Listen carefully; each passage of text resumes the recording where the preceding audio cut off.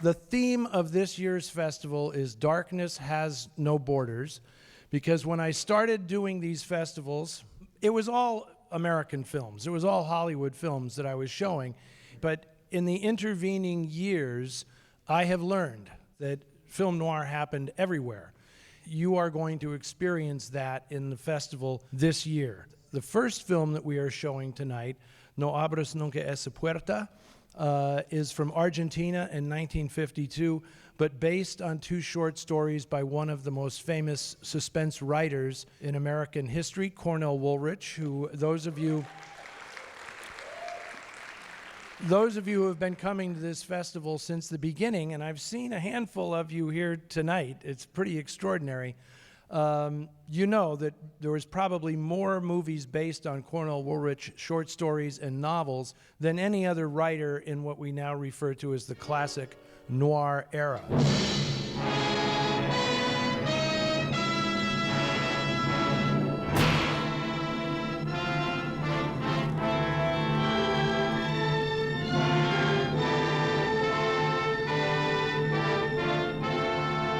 Cornell Woolrich, you know, he's referred to as a suspense writer, but I think you can make a case that he's the modern version of Edgar Allan Poe, that he would take the most mundane circumstances, a phone ringing, a number 6 on a door where the screw falls and it turns into a 9, which launches these chain of events. Those are just a few of my neighbors.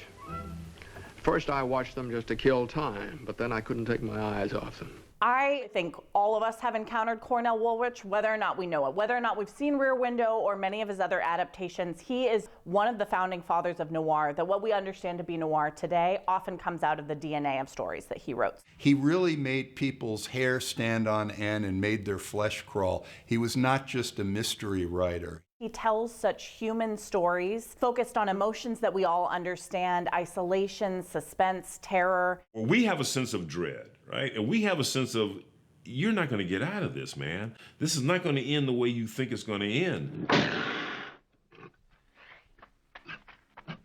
He was a writer that scared the hell out of people.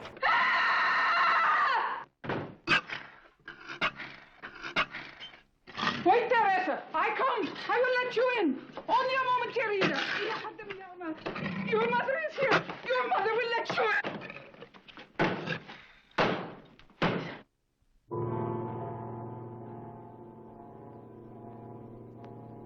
They're often start at a very similar place. It takes place around maybe a hunt, either hunting a killer or a killer hunting prey, or the so-called oscillation stories, where it's, did somebody I love do something bad? Did I do something bad? And trying to uncover the truth and investigating that. Somebody finds himself in this desperate situation, and they have no idea how the hell this started. How did this happen? Why am I here? And what do I do to survive? And as they are pushed forward, they seem to sink lower and lower psychologically. As soon as you see how bad things can get, it will go one step worse. Admit it. You know you killed her. He was so prolific, he had the nom de plumes of George Hopley and William Irish. And he got the William Irish thing because he signed an exclusive contract with Simon & Schuster in 1940 for The Bride Wore Black. And so Simon & Schuster, part of that contract was they had the Cornell Woolrich name. So he was working with a fellow who was adapting some of his stories for a magazine, and he said, we need to come up with another name or I'm going to get sued. And so he went through and he came up with Irish, and the guy says, that's good, William Irish. And he used that for Lippincott to publish Phantom Lady.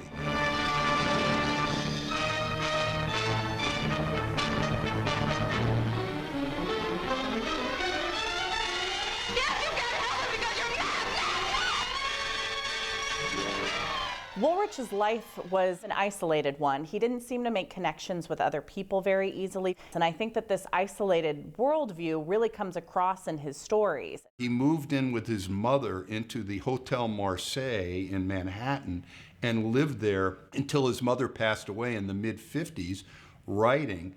And originally he switched from trying to be a romantic writer. He said, I killed them off instead of marrying them off.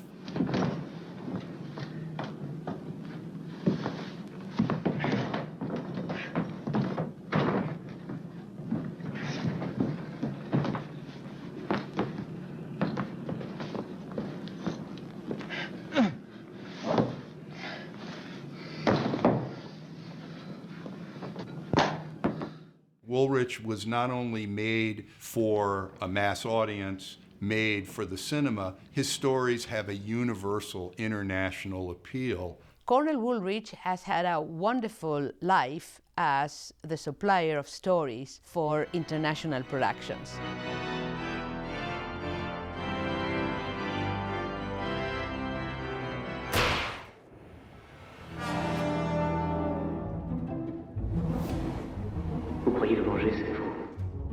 Truffaut comes to Woolrich basically through his love and interest of Hitchcock. The view of life that Truffaut has is expansive, understanding of flaws. It's a permanent, optimistic view of things. So here you have a story like in The Bride Wore Black, where a bride whose husband was killed unintentionally by 5 men, she takes revenge and kills all of them, to the point that she's destroyed. But never in the film you get the sense that she's suffering from inner turmoil.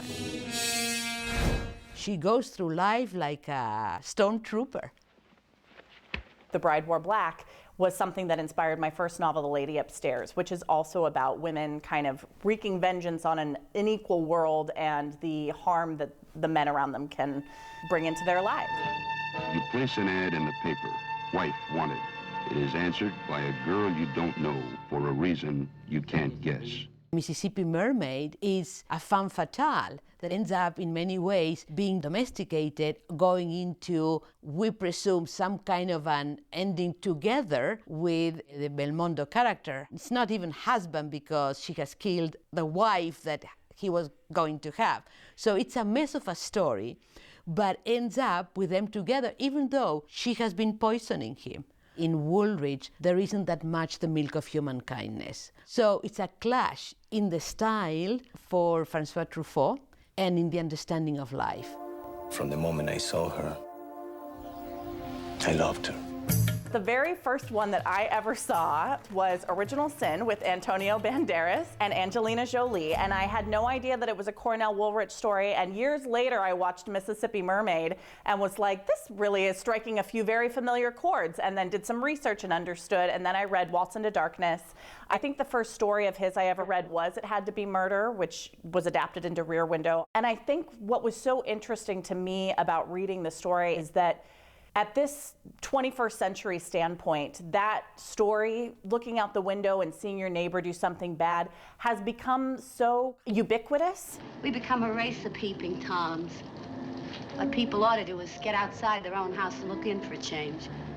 We have some interesting cases of Woolrich stories that have been made in the 1950s and 60s in Mexico and Argentina.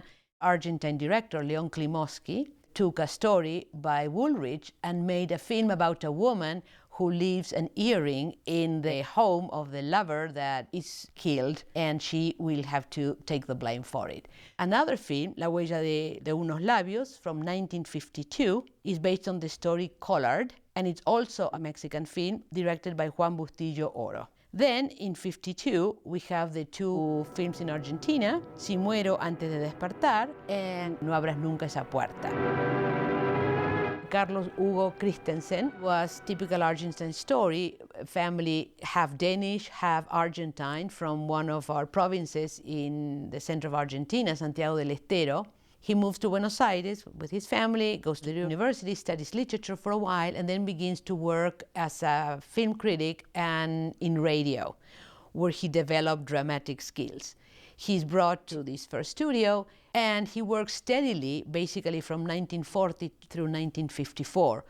Christensen had become famous for his melodramas of the 1940s. By the 1950s, he ventures in another territory. He had proposed Cornell Woolrich's stories, and he comes up with the possibility of making an omnibus with 3 films. There was a publishing imprint called Seventh Circle that was created by 2 Argentine writers, Jose Luis Borges and Alfredo Bayo Casares. Woolrich at that point was being printed overseas under the name William Irish, and he was a prominent writer in this Seventh Circle imprint of books. And Christensen actually traveled to New York to meet Cornell Woolrich. He lived with his mother at the Hotel Marseille in New York. According to Christensen, Woolrich was enchanted by the fact that Christensen was very well spoken, spoke English, and talked about Woolrich's work. So he agreed to sell him the rights for 3 stories, $3,000 each. And he mentioned that he had sold for $60,000 a few years earlier Phantom Lady for Universal for Robert Siodmak to make it. Christensen returns to Buenos Aires with 3 stories that end up becoming 2 films because it would have been a much longer film. No movie in Argentina was actually more than 2 hours long, and this film was too long. And so the producers encouraged Christensen to cut out the last story and pad it into its own standalone feature. I loved Never Open That Door. I thought it was such a beautifully shot, beautifully rendered version of classic noir. It's a very faithful adaptation of both of those stories. Beautiful and dark and horrible all at the same time. In the case of the story about the telephone, that's a 6-page Woolrich short story, the definition of a short story. And one of the things that's very impressive is how it was adapted literally. The plot of the brother seeking revenge, the phone ringing, it's all there. It's all there in the story. Both parts of Never Open That Door deal with family ties that you can't escape, you may not want to, and there's something really interesting and complex about that, given the fact that Woolrich had a deeply complex relationship with his mother that may have been bound by both love and hate. Woolrich's life, a failed marriage and life with his mother, in many ways is like a psycho scenario. So many of the relationships that he describes of close family members may have certain characteristics like that. It is interesting to see in the first story, at first you don't know that the brother and the sister are brothers and sisters. You think that it's a husband checking out on his wife. ¿Qué haces aquí a estas horas? Supongo que la hora es la misma para los dos. ¿Quién es ese tipo? So there's a strange first impression. Te acompaño. No hace falta. Sé andar sola. Some of the choices that the director makes mirror Woolrich in Somebody on the Phone, with that first shot with Raoul in the phone booth and he's calling home and his sister's not there. By the end of the film, she'll never be there again. In an American film, the emphasis is on the action. Argentine films left on their own tend to be more morose, they're more character-driven, melodramatic. En su casa. Hasta mañana.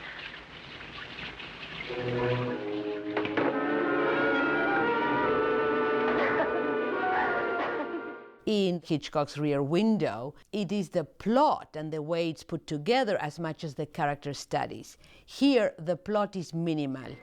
In the first story, it's less than 24 hours. A young woman jumps into the void. And so there isn't much explanation of what happens. And so what is lacking in action is really filled up by a stunning visual and sound development. From the jazz soundtrack of the nightclub, which gives this a very modern touch for the 1950s, to the use of chiaroscuro in a home or in a nightclub or in a ride through Buenos Aires at night. Casa de juego, ¿no? Siga. The protagonist of the first story is Ángel Magaña, who was a well-known star of the Argentine studio system, and he was always playing bright, happy young men. And here he has to play a tormented soul ultimately. ¿Se acuerda dónde lo llevó? Hombre, por 100 pesos, cualquiera tiene memoria. There's this great shot where after Raoul has decided to go with the taxi driver and he's going to the home of the man that he thinks is responsible for his sister's suicide, Christensen pulls up on a pinball machine. And you get this sense that he is just that pinball. He's just being ponged around by the forces of life. He's made a choice. He doesn't fully understand where this choice is going to bring him by the end of the movie. And I think that that is still, sadly, all of us. Ese anillo es de Luisa, ¿no? This sort of twisted way in which these characters seek justice. 5 golpes y colgar. 1. Ok. Yo no hice más que ayudarla. 2. This convolution of what it means to be whole again is subverted. The rug is thrown out from under them. ¿Por qué? 4.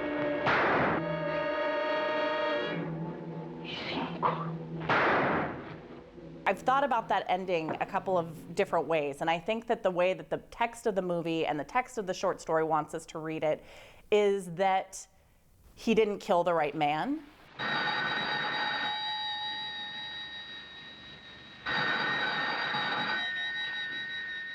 But I think there's also a way to read it, and that the psychological terror of what has happened, of his sister killing herself and then he in turn killing someone else, will never end. And so whether or not the phone is actually ringing is actually irrelevant. It's ringing to him.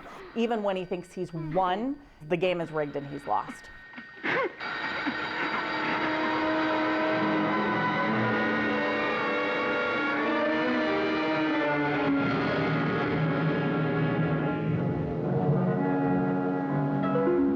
The other story, The Hummingbird Comes Home, it's transplanted to obviously Argentina, but the main difference is the cat that the mother has isn't a tortoise shell, it's a black cat. But it's substantially the same exact story. Por fin llegó. Ábrela, pronto. Tiene que ser de él, de Daniel. ¿Quién iba a acordarse de mí si no? I think The Hummingbird Comes Home is an absolute masterpiece. Christensen creates a hellscape for us that mirrors Mama Rosa being blind. There's so much horror and anxiety in sounds, whether it's the sound of the train that keeps coming through that symbolizes this coming destiny that you can never get out from underneath. Silencio, querida. ¿Ocurre algo? Me gusta oír los trenes que van y vienen. En uno así se escapó Daniel. Y en uno así ha de volver. Whether it's the sound of the screaming man who comes in once the bandits have made their way home. ¿Qué tal, vieja? There's the expectation that will be a joyous reunion, and what you see is that coldness. So in both instances, you have the dynamics of family. They're not functioning. They are out of sync. And, you know, Argentines, again, the Hispanic culture, Catholicism, conservative ideas, a number of things, there's nothing closer and tighter and more beautiful than the family. So from the beginning, the film introduces a disturbance. ¿Estás enojada, vieja? No me gusta que me llames vieja en ese tono. Antes me llamabas de otra manera. Está bien. A tu salud, mamá Rosa. Roberto Escalada was also a well-known figure that had been in many important films, and it was what we would call a galán, a young man in love. Both Magaña and Escalada are the Cary Grants of Argentina. Ustedes dos entren al dormitorio y se quedan ahí hasta que yo la llame.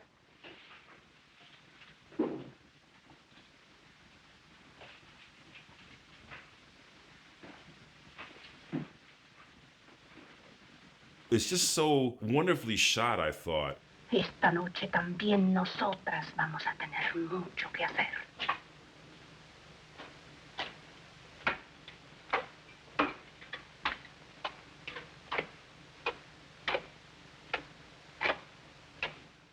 The director and the cinematographer really told it in a cinematic way.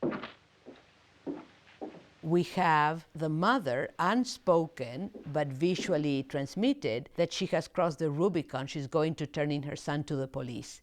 How do we see that?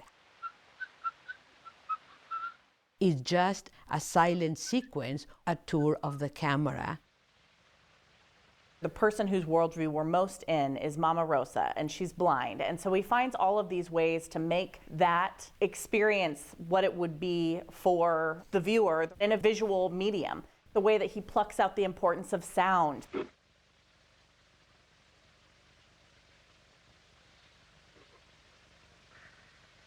The cinematographer was Pablo Tabernero, which was really the name of a German-born artist that had come to Argentina and that was employed in the business. It's worth noting that, first off, Argentina, being in a cultural and artistic periphery, has always imitated with great flair and creativity what's happening elsewhere, which means mainly in the US and in Europe. ¡Maldita vieja! ¡No! ¡Es una fregadora! There's something interesting in these stories of these people that you love, even if they've done terrible things to you or in the world. Mi hijo está luchando por mí. And how do you reconcile that, and where does that love take you? And I think that that is something that's so present in both of these stories, the deep love for family that can drive us to do terrible things or make terrible choices. You can see that characters are rotten. You can see that they are no good. But the person in the story, it's in this case the blind mom, they have a kind of weird optimism, and I guess you can't help it.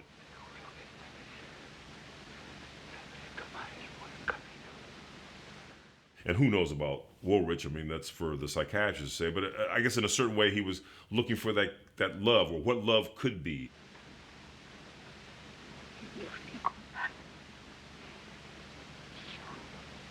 There is something so anathema to a happy ending in a Cornell Woolrich story. And so I actually think you get closer to the original worldview and to the feel of his when you see international adaptations of his work, because they're not bound by the Hollywood production code. They don't have to end on an upbeat note, which feels so false.